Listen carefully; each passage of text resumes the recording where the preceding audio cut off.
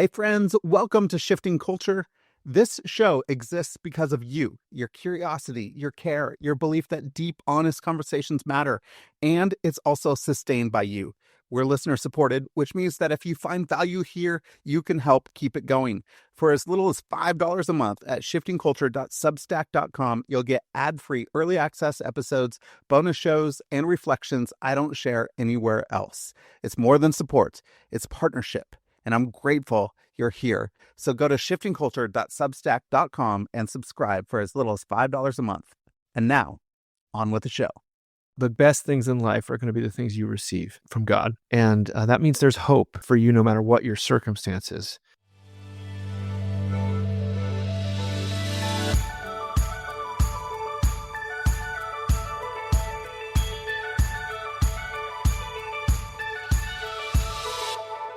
Hello, and welcome to the Shifting Culture podcast, in which we have conversations about the culture we create and the impact we can make. We long to see the body of Christ look like Jesus. I'm your host, Joshua Johnson.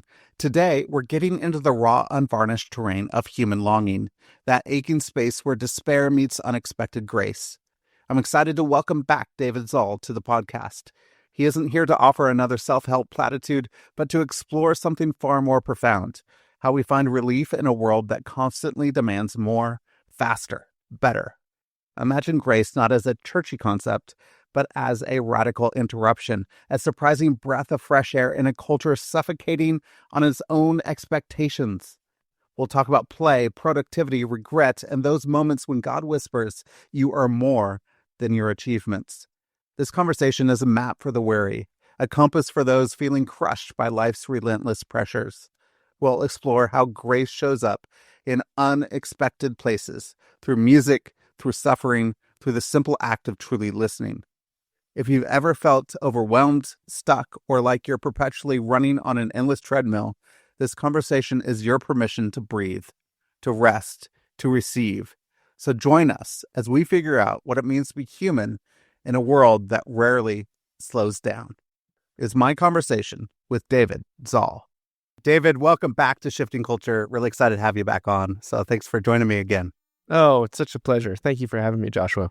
I'm excited to get into some relief. We need some relief in this world, don't we? And some grace. Are we just talking about antacids? What are we talking about? We're talking about relief. I know that's after some of the response to the title. I think it's a good title, but it does sound like headaches, possibly laxatives, but I think relief is big enough of a theme to include all of this. But yes, I think of Advil all the time because I'm a guy who gets headaches. But yep, relief, we're into it. We are into it. I think, the urgency of grace for a worn out world is your subtitle. If I think of a Zahl family crest, it would be grace. Like there's this grace family crest, right? My wife was at Trinity when your dad was there as a dean.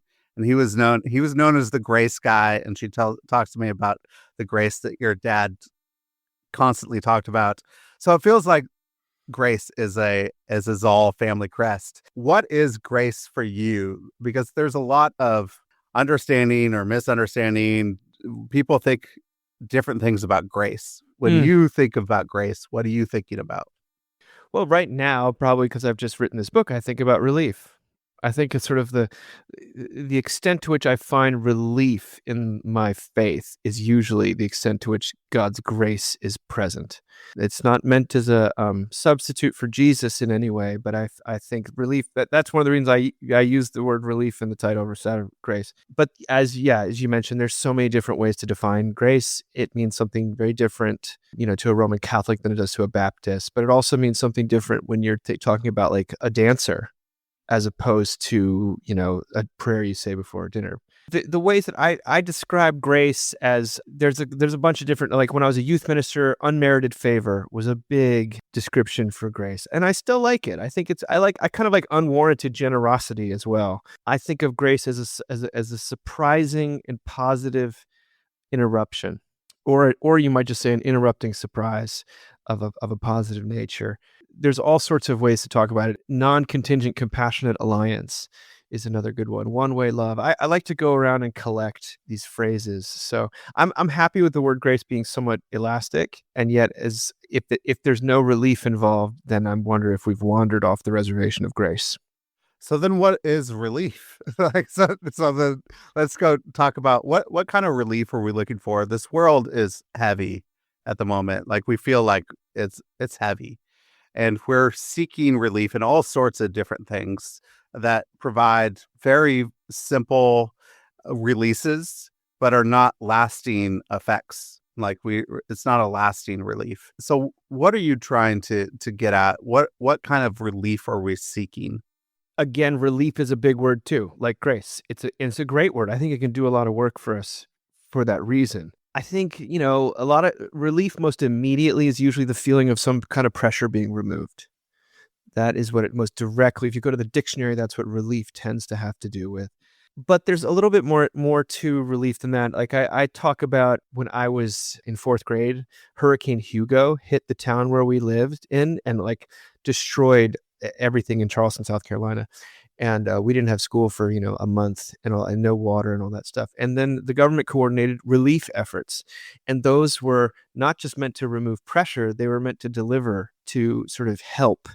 Relief was money, was contractors, was chainsaws. That was relief. So I think of relief as a kind of a helping removal of pressure that can also have a kind of there's a gratuity to it. As far as what I'm looking for relief from, I mean, I try to start the book on the ground level of the fact that, just being a person in the world. But for me, being a middle-aged guy, dad in, coastal America, I spend my life looking for relief, and just as much as other people do. I'm facing, escalating financial demands, professional demands, relational demands. My kids are needing me more and in different ways. I want to keep my marriage in a good place. And that as everyone says, that requires work, or at least requires attention and effort. There's so much to just demand relief from. Yes, we want relief from the headlines. We want relief from bad news. We want relief from mortgage payments. We want relief from chronic illness. We want relief from guilt and rejection. I think everyone that I know is craving relief of some kind. It just sort of depends on what kind or what's acute in their life. And it might be not as acute as in other places, but I still see myself and my peers spending a lot of our waking hours looking for a release valve, a way to relax your shoulders a little bit. So about a year and a half ago, I sat down on the couch to watch something with my wife. And earlier that day, my mother-in-law fell, hit her head, and was sent into the hospital. And about 5 months later, she passed away. And, it was a direct, probably because of the fall. And so my wife was looking for some relief that night to watch something. Mm. And earlier that day, I saw you post that The Saint of Second Chances is just a grace-filled movie. Like if you think about grace, you're gonna see it in this movie. Hmm. So I put on The Saint of Second Chances, and we started to watch it. And man, she got mad at me. She's like, baseball? Like, why do you think I want to watch a baseball movie? Like she's mm-hmm. going through something. Her mom just had this big old fall. It was, she was seeking something. Mm. When we're in a place of like acute pain and we want some relief, oftentimes like I misconstrue the situation. I tried to show some grace, but it wasn't the exact same grace that she needed at that moment. It wasn't the relief that she needed.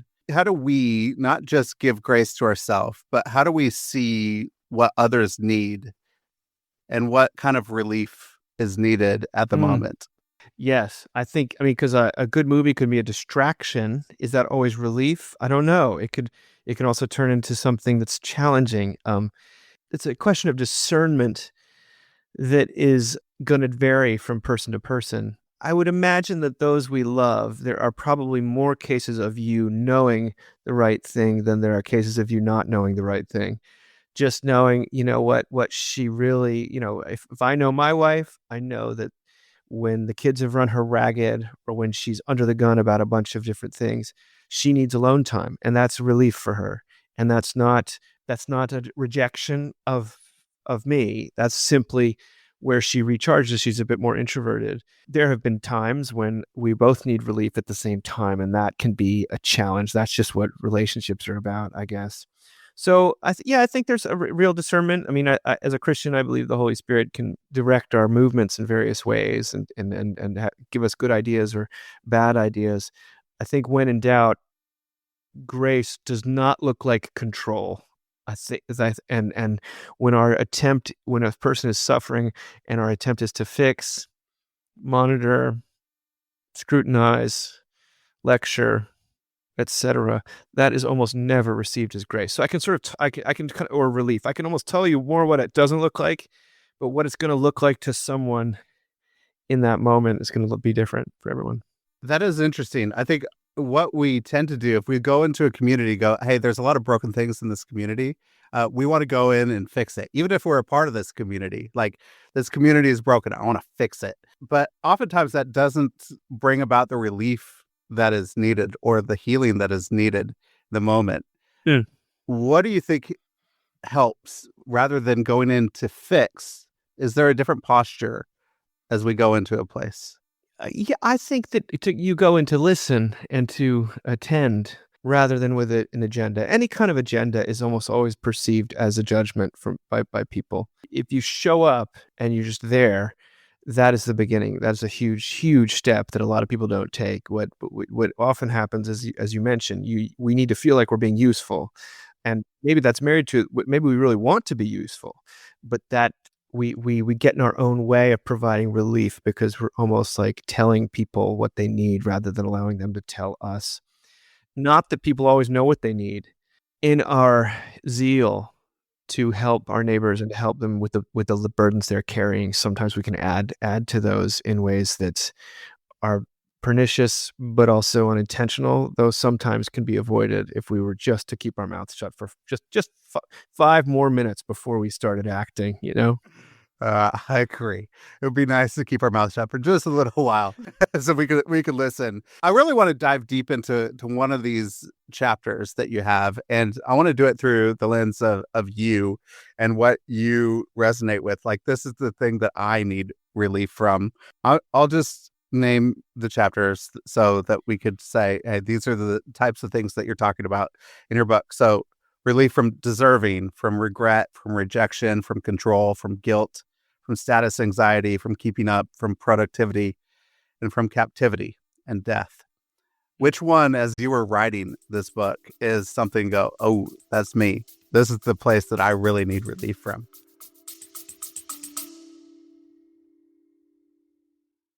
Hey, friends, thanks for being here. Really. Shifting Culture isn't just a podcast. It's a community of people leaning in, asking deeper questions, and reimagining what's possible together. If the conversations here have meant something to you, would you take a moment to leave a rating or review? It helps others find us, and it's one simple way to support the show. You could also find more at shiftingculture.substack.com. That's where you'll get ad-free, early access episodes and some things I only share with subscribers. And if you got a creative project stirring in you, something that needs to be told, shaped, or shared, I'd love to walk with you in that. That's what we do at Shifting Culture Productions. Thanks again for listening. Let's get back to the episode. Oh, gosh. Well, those are, I mean, on one level, all of them. I would say rejection is a little less potent for me right now than it was when I was 19. And the one that sticks out to me, and the two that really are middle-aged ones, but because I'm 45, I think regret is a huge thing that people in middle age struggle with. Whether that be, you're at a stage where you're seeing some of your peers do astronomically well in sort of worldly standards, and you're seeing some peers have their lives blow up and fall apart, and you're struck with all these decisions about, did I make the right decision? Did I do something wrong with my child that they're turning out this way and not that way? So regret is something that is pretty close to the bone for me.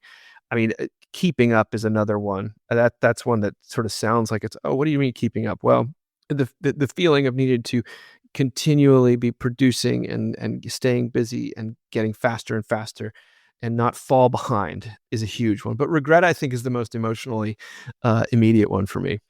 All right. So then you say the relief from regret is forgiveness. So then as you look back and you look at some of the regrets that you have, how have you found forgiveness? And especially, how have you forgiven yourself? Well, that's the incredible question. I think, okay, there's a lot of different ways to do that. The regrets that plague me are, broken relationships, generally speaking, and that be friendships or, someone I dated that I didn't treat that well, or the things that you get reminded of at vulnerable moments where the cutting remark that you made or the burnt bridge that you burned. And I can think of about 5 off the top of my head.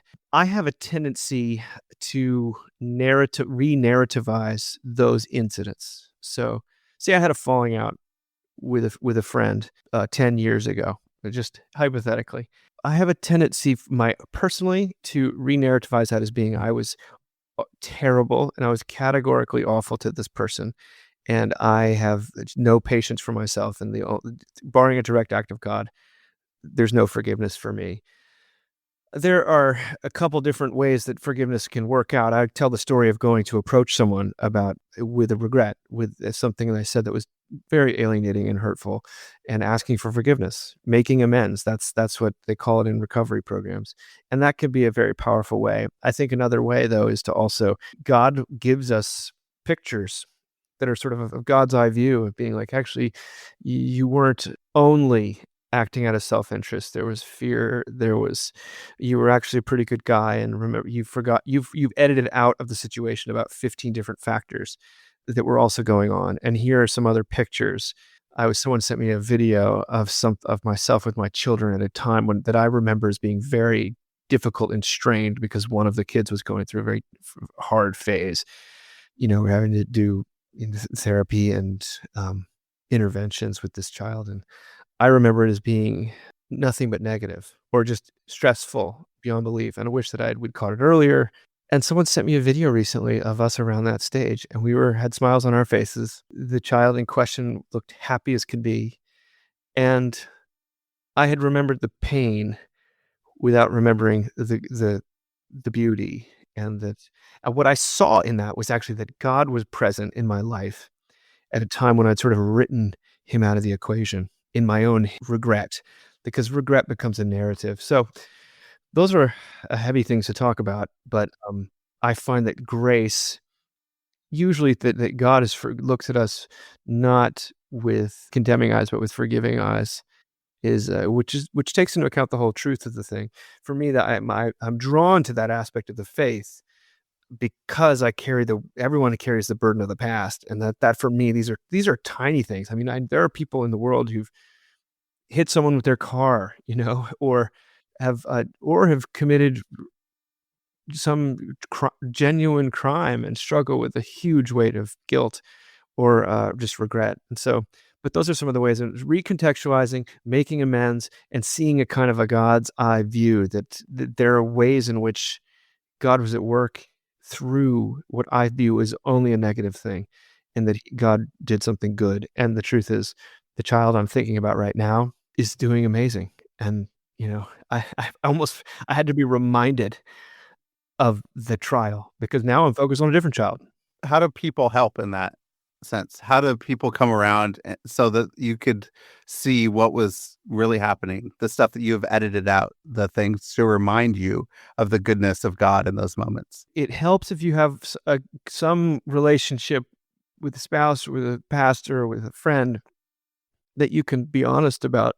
This is something that I really wish there's nothing more alienating to me in my life, Joshua, than when I ask people what their biggest regrets are in life and they say, I don't have any. Like, that is, to me, I just can't relate. Like, we're on a different planet. So most of the friends I would gravitate towards would be people that do have a strong sense of like, you could have done that one better, but I'm here. I love you. And that's the relief of confession, but also the relief of friendship and the release of grace in the midst of something bad. So you cultivate relationships if you possibly can, or God brings people into your life. But in this case, I was sent one of those videos on Facebook about this was happening 6 years ago or something like that. You know, those little things. Uh-huh. They can be a gut punch sometimes, but this was just a random person, unsolicited, did this. And for me, that was the hand of God saying, this thing that's weighing on you,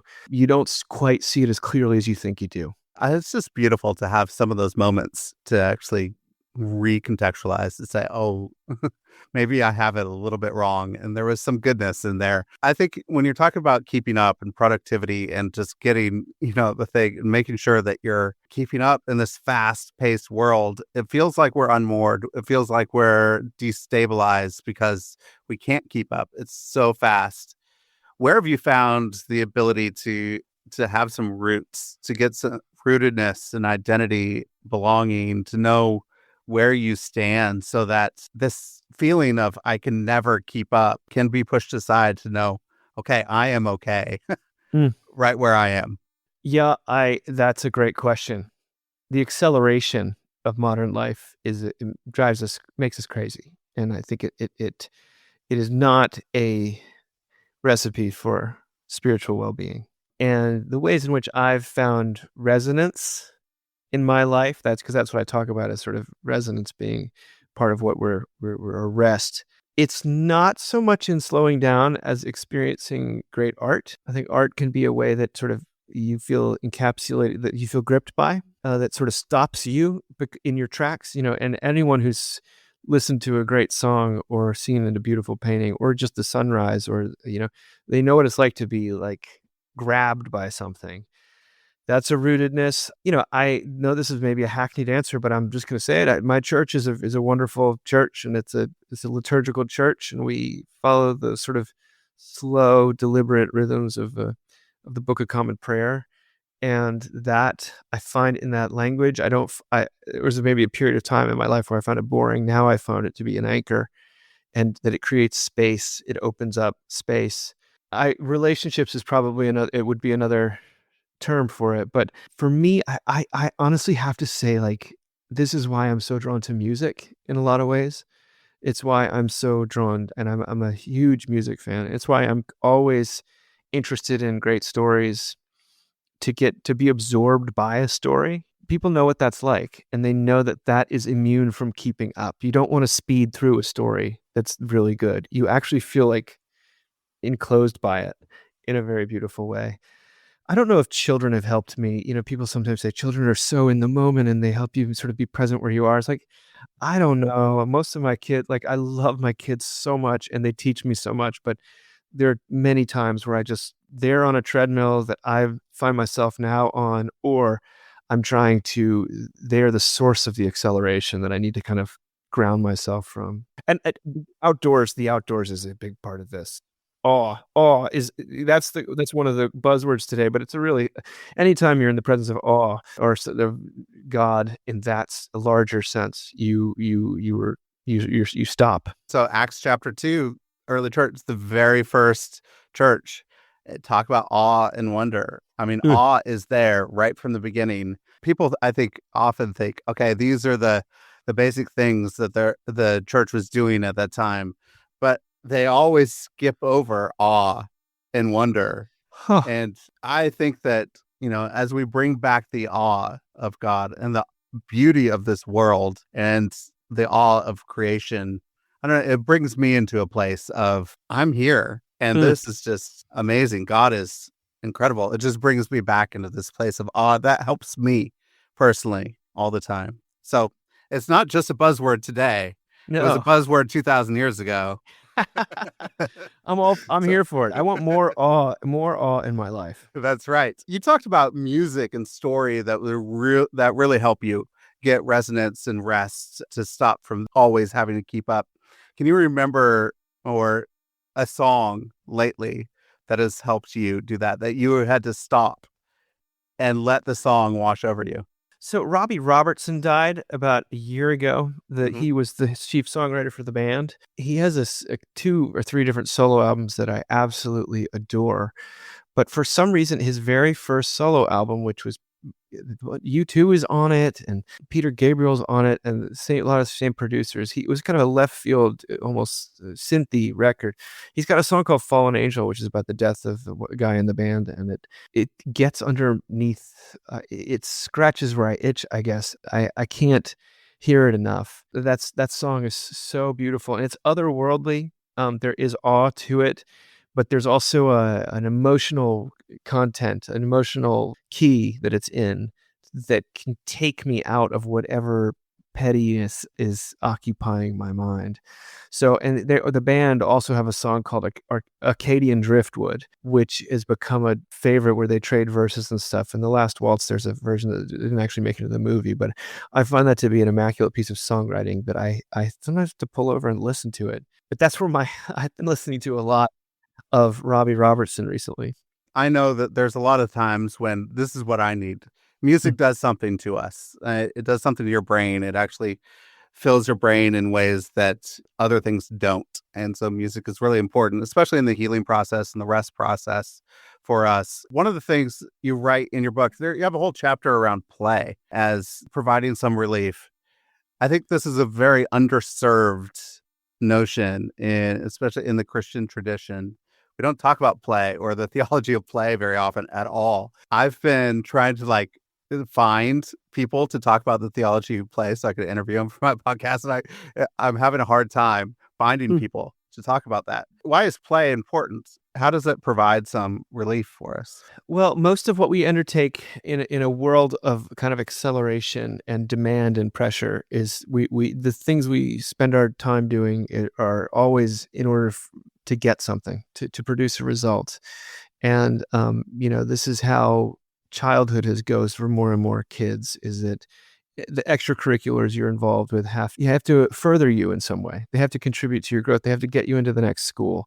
And anything else might be nice, but it's not going to be prioritized. There's no delight is not a category that we really valorize as a culture. And so I think that as I was a person very involved in youth ministry for a long time, but also in college ministry, and I see it in myself, that the pressure to always be producing, that I'm only valued to the extent that I have accomplished X, Y, and Z in my day. That's a psychology or a mentality that I glom onto very naturally as a sinner, or just as Dave. I don't know exactly what it is, but I know that relief in the midst of that often feels like play. And by play, I mean something that's undertaken purely for its own sake. So that could be pickleball. That could be just reading. That I'm not reading to improve myself. I'm reading because I actually am enjoying the book that I'm reading at that moment. But most forms of play that I find to be, healing involve other people. I think we do play on our own, but most play is done in a sort of a transformative, what they call the magic circle. You step onto the volleyball court and it's okay to spike the ball. If you did that on the street, people would say, no, thank you. So there's a freedom to play. It's activity that's unhooked from some intended result or climbing of a ladder. And I think it's deeply in line with the way of Jesus. I think not only in his exaltation of children who all they really do is play.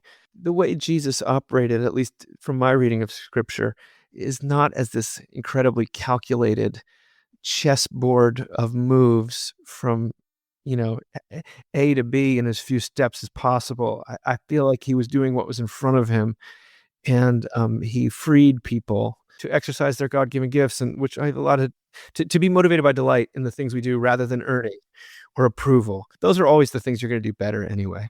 Think about your work and think about what you do to produce. Like, you're producing every day. You're trying to have deadlines, meet deadlines, and get content out there in the world to help people out. How would a reorientation of productivity into a place of play help you in creativity and producing something? Does that help you to say that there is sort of a play that is happening even in my work. Absolutely. I think that the task of the creative person, and I think it's just a spiritual person, is to figure out where the life, the blood is, where your pulse is actually taking you. And if you're producing the content that you think people want you to produce, and you're following some sort of a script, you may do it well for a while, but ultimately it will become an enormous burden to you.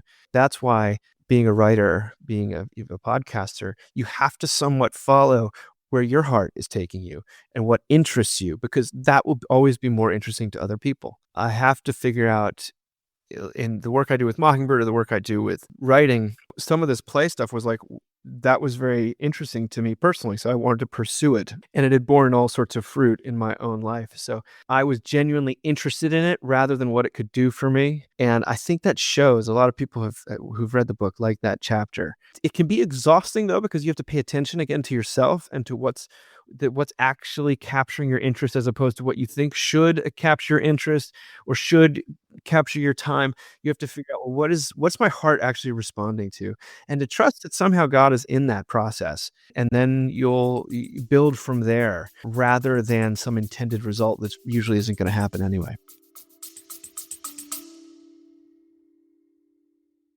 Hi, this is Ashley T. Lee Podcast. Join me to hear the Bible read line by line and clearly explained. Listen to the Word of God in your car or home or work while it transforms your mind daily. Romans 12:2 says, "Don't be conformed to this world, but be transformed by the renewing of your mind, so that you may prove what the will of God is, which is good and acceptable and perfect." Knowing the Bible can give you peace and joy in this hectic world. Listen weekly to Ashley T. Lee Podcast on all podcast sites.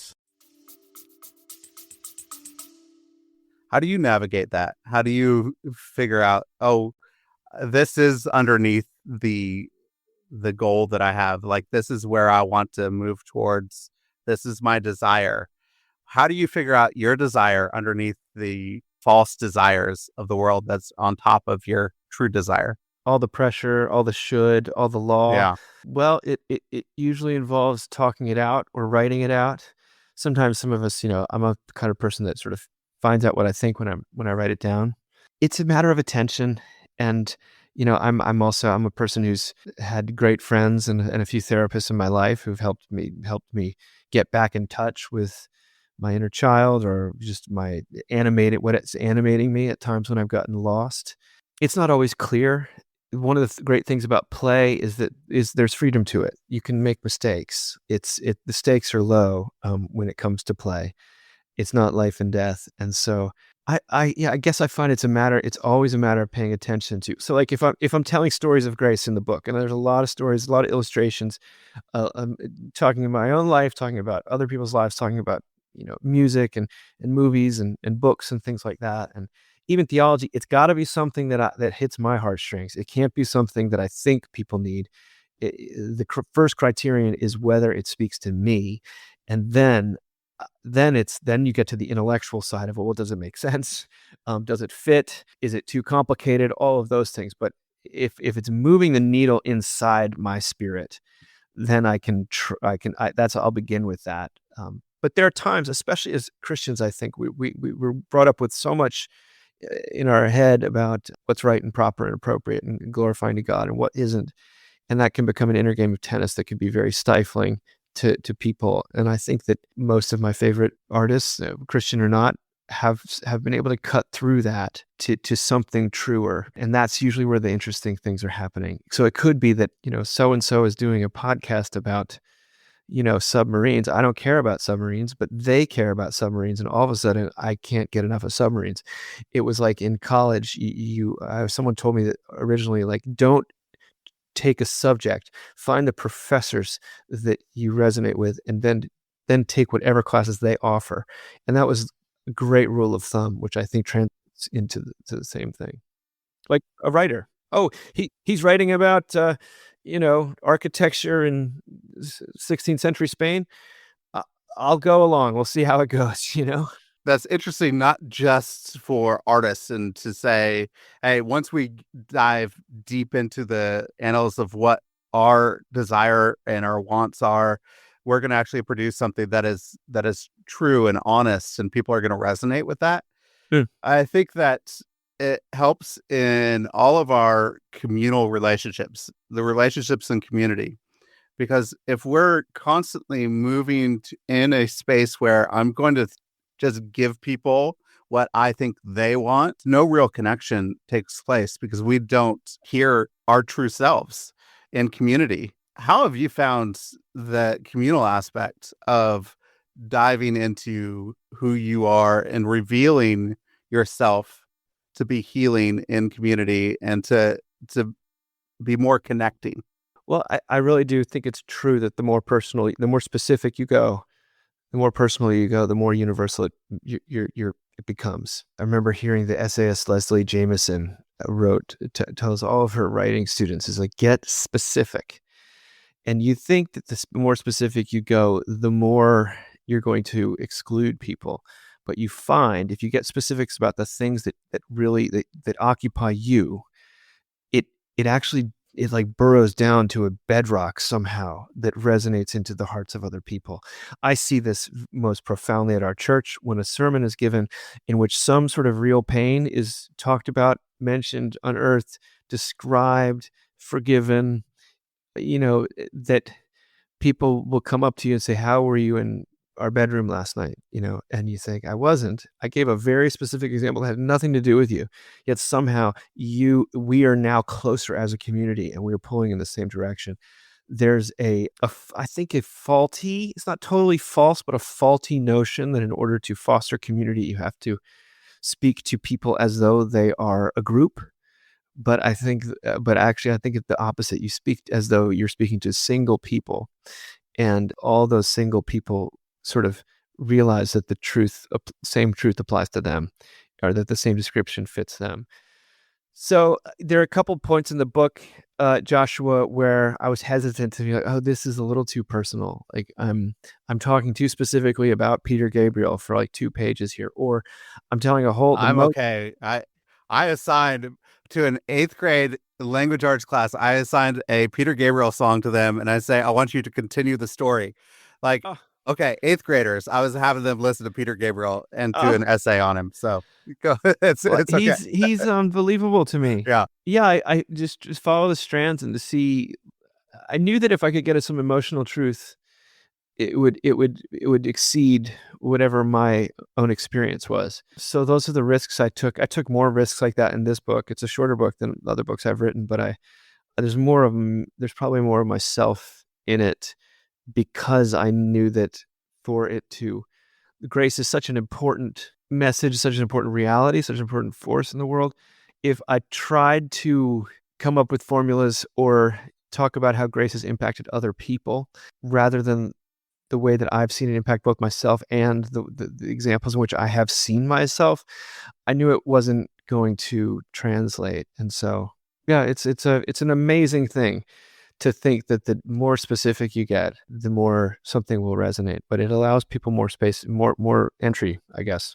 Where do you think you would be in your life without grace? I don't know. I mean, that's a really hard question. So I wrote the book because I need grace. Like it's not a abstract or academic question. I'm not a criminal. I haven't, but I have a very, very active inner critic and a very, very loud accuser. Lots of people have that, I think. But the voice of accusation that sort of I was saddled with by nature of my DNA and my upbringing is just pretty booming. And I think I've gravitated toward the message of God's grace because I need it. Depression is often anger turned inward. That's not all depression is, but that's part of what depression is. And I think that it's no wonder that that's been the thing that I've personally struggled with the most in my life. It's like accusation that has nowhere to go except for internally. And there's no solution. There's no off-ramp for it. I found that grace to be the wonderful, enlivening word. It's hope for those of us who cannot seem to always extend grace to ourselves. Like I imagine there are some people in the world who just seem to be pretty much okay with themselves and aren't second guessing things or aren't maybe saddled with a bunch of regrets from the past. I'm not one of them. So I had to write from my own experience and what I find of the most urgent value in the Christian faith is grace. There's so many wonderful aspects, dimensions to our faith, but the world I look out and see is one as a pressure cooker, and it's also what I experience inside. And so the possibility. What did Michael Gerson said? To stake your life on the rumor of grace. Like that's something worth staking your life on. That there's more than just more condemnation or judgment out there. That there is a love which exceeds the bounds of sympathy and affinity, and can interrupt the various cycles in which we find ourselves and the captivities. I think a lot of people have a hard time receiving grace, that they go, I know about grace. I could intellectually assent to grace and get the knowledge, but I don't know how to get it within my body. I can't do it. How can we open our hands up and receive grace and embody it? So it's an embodied experience and not just something we know about. It's like one of the most important things in life is to figure out how to receive. Because I believe what we receive from God is of paramount importance. It's not what we bring to God. We're much more comfortable bringing the casserole to the grieving person than to be the one receiving the casserole ourselves. We want to sequester. We're ashamed of our grief. We're too sad. We don't want people to see the insides of our house. Receiving love is kind of like the greatest skill, or it's the greatest gift, is to be able to receive a gift. I think suffering has a way of teaching us how to do that. I think God is in the business of kind of breaking down our walls, so that if you're in a community, you bring the casserole because you know that you're going to be on the receiving end before too long. But I don't know if there's necessarily a how-to. I just want to say that if you're the sort of person that says, I have a really hard time, I have an easy time celebrating other people, but I have a really hard time receiving presents, or my idea of hell is someone throwing a birthday party in my honor, I want to suggest that you might have a spiritual problem.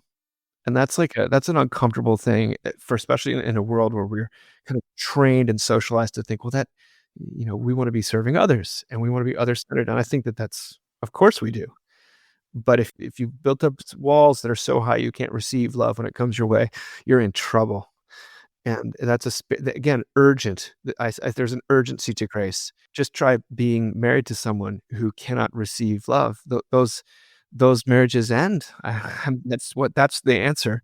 But of course, life often in God, I think, is in the business of sort of breaking through our resistance to the gifts he has to give us. How has this shaped a little bit about your thinking of second half of life stuff? As you're transitioning into this second half of life, and I'm in this same place that you're at. How has that shifted, changed, and your thinking about the way that you present in the world, the way that you show up in the world? Well, I do appreciate the sort of first half of life, second half of life, or first third, second third, third, because most of the chapter that I'm in life, which is middle age and the middle part of middle age, is about striving, is about earning, is about establishing, or you've sort of established, but now it's time for you to really sort of get to the peak, to the next job. And I think that you have to find the secret at the top of the mountain is that there's no secret up at the top of the mountain. It's you have to find something else to live for, and that is the stage in which I think second half of life is really being of service to other people, passing things on, learning how to not only that there's something beyond earning, there's things that are much more important in life than you're going to ever get at the top of a ladder. But in fact, that life is sort of actually about climbing, is descending ladders. That's the pattern of God towards weakness in yourself, in the world, being of service to the poor, etc. It's almost like we spend our first half of life trying to earn our way to a healthy feeling about ourselves. And then once we get to the place where we finally realize that that's impossible, and that we need, if we're going to receive if we're going to get a healthy image of ourselves or good feeling about ourselves or the world, it needs to be something we receive. And so grace, I think, is paramount in that. Like, if you don't have a conception of grace, because another thing that happens, after the first second half of life is that A lot of people aren't nowhere near where they thought they'd be, or where they wish they should be, or where they think they should be. And there's forgiveness there too, or you don't want to become a bitter person. The whole thing is bathed in grace from start to finish. I'm writing the book to myself, not just for other people, because I find it so seductive to think that there's nothing good in the world outside of what I can take or build for myself. This book is a mammoth rejoinder to that. It says, no, the best things in life are going to be the things you receive from God. And that means there's hope for you no matter what your circumstances, and a reason to keep breathing. I mean, I really think, Joshua, that the key spiritual condition of our age is not really self-righteousness or even privilege. It's despair. I think people feel like there's nothing worth living for. And I think the grace of God means that there's always a surprise around the corner. The way you think things are going to end, the way they do, are not the same. I know you just read Evangelism in the Age of Despair by Andrew Root as well, and I recommend that. I think if you read both of them together, The Big Relief and then Andrew Root's new book, I think would be a great 1-2 punch to really help us actually receive some grace and the consolation of Christ in this despairing, weary world that we're living in today. So if you actually then talk to your readers, and I know you wrote a lot of this for yourself, but if you talk to your readers, what hope do you have for them? I think grace is such an important thing that I'm not inventing anything new here, and there's no new discoveries about the grace of God. It's just a way to repackage and retranslate. I think that we always are in need of fresh images and fresh language for the gospel and for the good news about God and how God actually relates to us.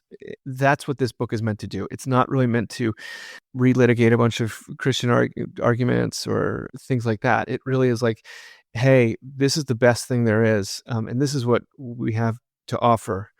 A world that is like basically being crushed under the weight of its own demands and dysfunctions and just the weight of death. This is grace. This is what Christianity has to offer the world. And I wanted a user-friendly, give to anyone something that didn't presume too much knowledge of Christianity, but was faithful to the primary sources. Yeah, something I could use in my own work. I work at a church part-time, and I find the basics are not basic. And we're in need of, if the spiritual conditions are what I perceive them to be, I think that I'm not alone in needing this message brought home in fresh and sometimes, what do you call it, diagonal, kind of sideways, orthogonal manner. And that's what I wanted to do. I wanted to write something that was compiling a lot of the best wisdom I've come across in a way that people could hear. It's a fantastic book, and I want people to go and get it and then hand it out, because I think the world needs this relief, that needs grace and urgently needs it today. So it's fantastic. I'd love to hear a couple of recommendations from you. Anything you've been reading or watching lately you could recommend. And just as, bringing it back, we ended up watching The Saints of Second Chances, and we loved it. It was fantastic. It's such a beautiful documentary full of grace. So I do appreciate your recommendations. So can you give me a couple of them? Oh my gosh. Well, for people who are interested in how Christianity works in the modern world, I think that book by Andrew Root, Evangelism in an Age of Despair, is phenomenal. The book that I've found to be deeply helpful, and it draws on a lot of Christian ideas, but not the author's not a Christian. The book Meditations for Mortals by Oliver Berkman.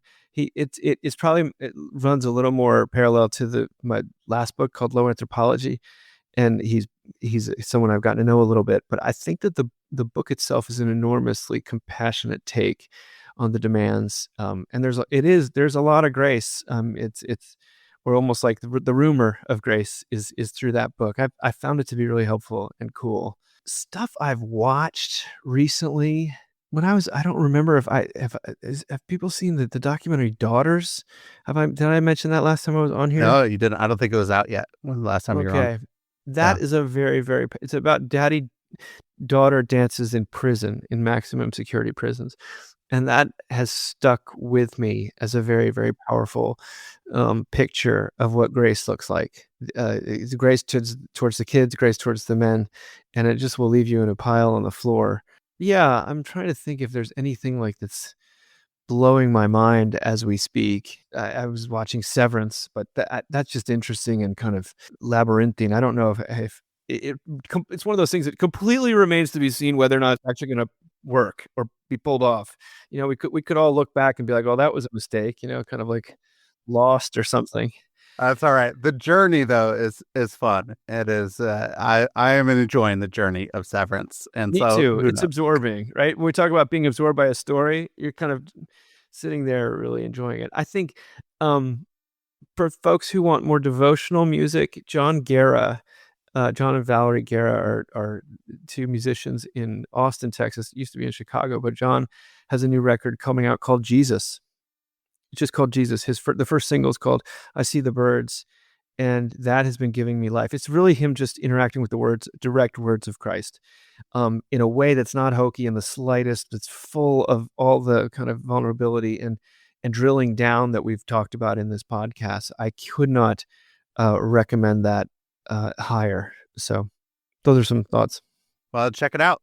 It's good. Thank you, Dave, for this conversation, and thank you for this book, and thank you for wrestling with the places where you need grace in your own life, so that you could give us a gift of grace that we could receive, because we urgently need it in this moment. Really enjoy talking to you. I love our conversation. So thank you so much.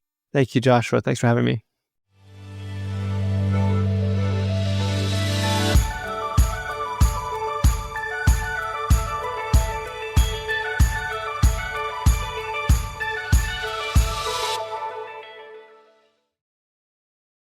Thanks for listening to this episode of Shifting Culture.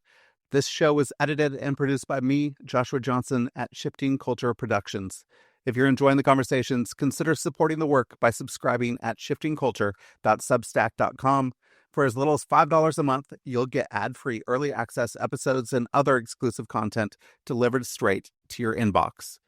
I'd love for you to not just listen, but engage. Reach out. Share what's resonating, and let's keep shaping culture together. Whether you're a listener with feedback, a creative with an idea, or a brand looking to connect with a thoughtful, engaged audience, let's talk.